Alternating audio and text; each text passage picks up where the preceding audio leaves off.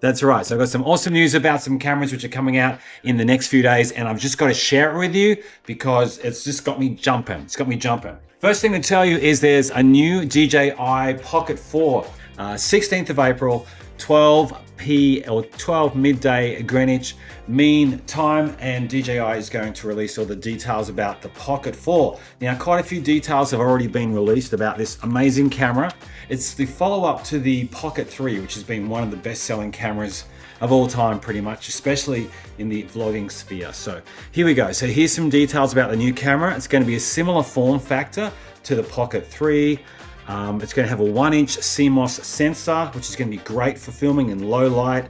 It's going to have 14 stops of dynamic range, which is great for all sorts of filming situations. 4K, 120 frames per second. That is what we're looking at as the maximum frame rate. It's going to have 10-bit D-Log availability as well, and it's supposed to have up to 6K. Now, with the last DJI Osmo Action 6, having a release which is upgraded that one from 4K to 8K. Who knows, in the future this one here might have that 8K availability sometime soon as well. Now, here is some really cool and really big news about this new camera. So what you need to know is the new camera will not have an SD card.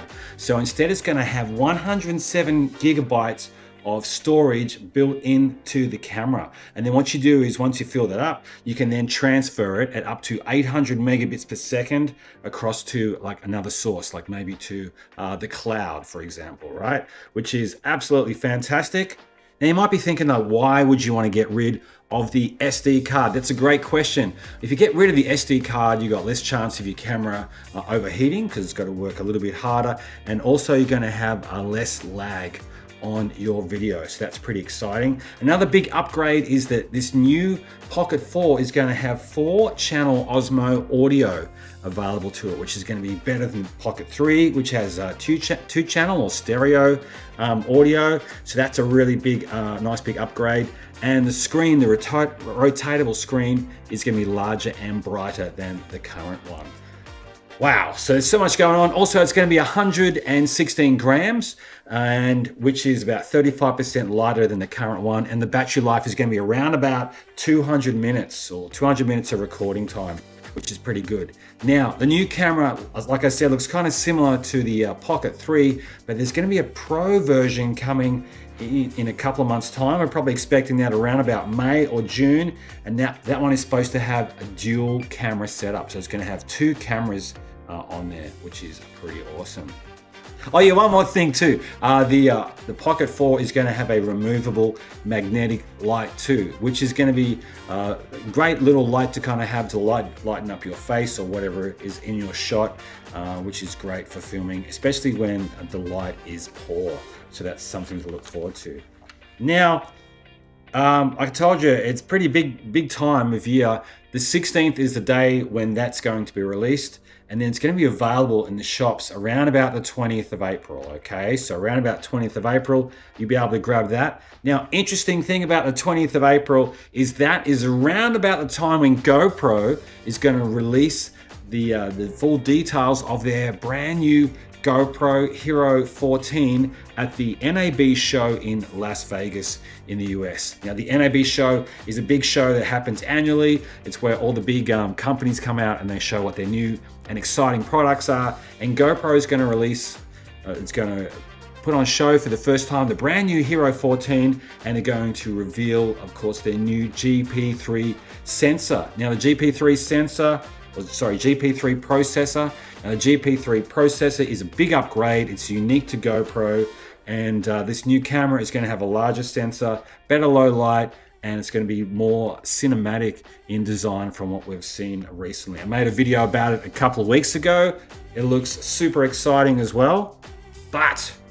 And Insta360, like, you just can't keep this company down.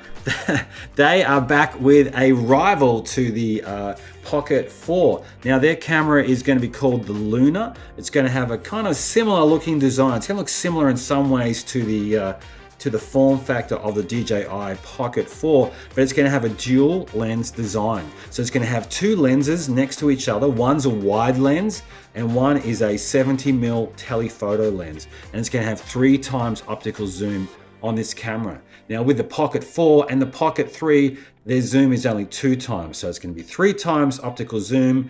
It's supposed to have 4K up to 240 frames per second and 10-bit color, 180 minutes of battery life.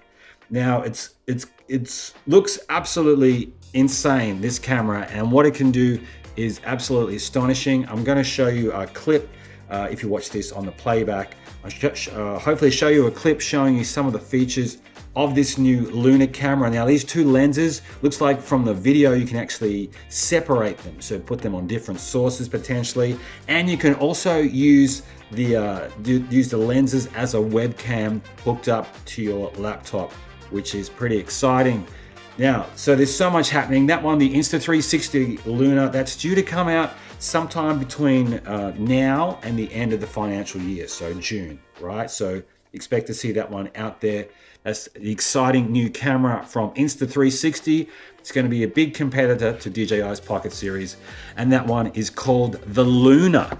Now, which one do you sound, are you pretty pumped about? Is it like the Pocket 4, which is the upgrade to the Pocket 3, the GoPro Hero 14 with the new GP3 processor, or is it this exciting new one that I've only just stumbled across today called the Luna from Insta360? Let me know in the comments section down below.